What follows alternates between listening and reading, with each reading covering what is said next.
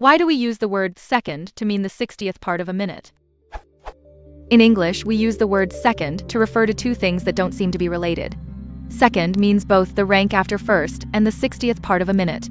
It's the same in Spanish, but I'm not aware of other languages with the same pairing of meanings. Second, as the unit of time is the newer usage, since we've only been measuring time that finally for a few hundred years. How did we come to use the word that way? It is from the Latin expression secunda pars minuta. Second. 1/60th of a minute of degree, also 60th part of a minute of time, late 14c. In geometry, from Old French seconde, from medieval Latin secunda, short for secunda pars minuta, second diminished part, the result of the second division of the hour by 60, the first being the prime minute, now called the minute, from Latin secunda, fem. Of secundus following, next in time or order. Etymology.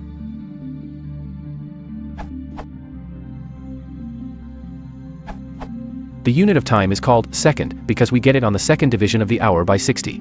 The second, as in second division, derives from the medieval Latin secunda. Second, n1, from Old French seconde, from medieval Latin secunda, short for secunda pars minuta, second diminished part, the result of the second division of the hour by 60, online etymology dictionary.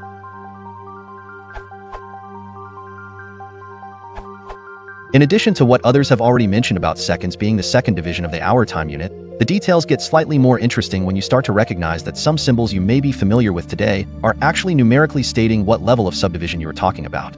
The division of the hour into 60 fragments is from the Babylonians and Sumerians, who used a, sorta, base, 60 numeral system, whereas now, we use base 10. Likewise, 360 degrees also come from the same culture, breaking up the year into 360 days, with their less accurate calendars. When writing hours and minutes and seconds in shorthand, we used to use what looked like tally marks. Actually, these tally marks are Roman numerals, with 0 added later in the Middle Ages. This is what the degree symbol degree is, a 0, meaning 0 levels of subdivision. And one subdivision, 1/60th, of precision finer is Roman numeral I, as, followed by another subdivision, which is Roman numeral 2, and so on. These are prime symbols, used to denote degrees of subdivision, degree, arcminute, arcsecond, etc. To specify 1/60th of a second, you'd write Roman numeral 3, 3. For 1/60th more precision, you'd write 4. In the case of a circle, there are 360 degrees in the circle. In the case of a day, there are 24 degrees, hours, in the day. Going one level more precise, we can specify a degree of 45 degrees 45 minutes 45 seconds, which is the equivalent of saying 45.7575, 45 divided by 60 is equal to 0.75.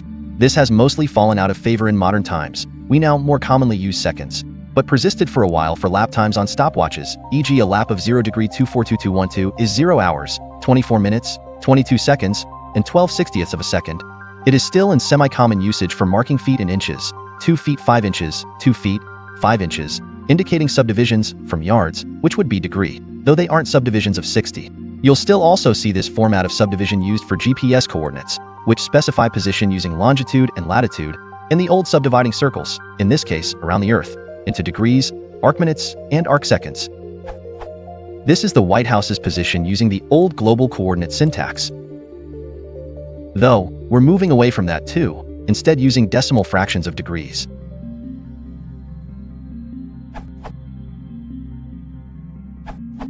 It's worth mentioning in passing that a thirds, as 60th divisions of a second, seem to be a legitimate, if little ever used, concept. The second itself, as a standard unit of time or angle, mainly seems to have emerged only in the early modern period, when technology began to allow established units to be routinely measured to a finer scale than minutes. I'd located around the time when developments in optics were enabling better angle measurements in professions and trades like astronomy, navigation on the high seas, and inland surveying.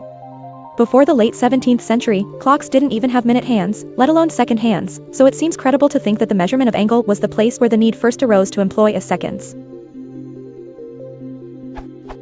A minute etymologically simply means a smaller part of a first-class unit, such as the hour or the arc degree.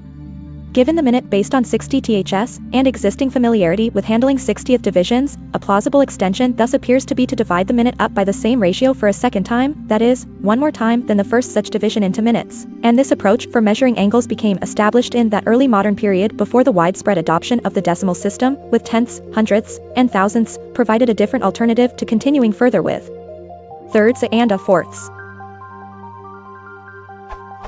I've seen some claims that the second can be traced as far back as the Babylonians, but whilst they had various divisions of angle and time, and quantities like 60 and 360 often feature in their mathematics, the modern second does not appear to be related in either the quantity it reckons. The Babylonian system was not 360/60/60 or 24/60/60, or etymologically.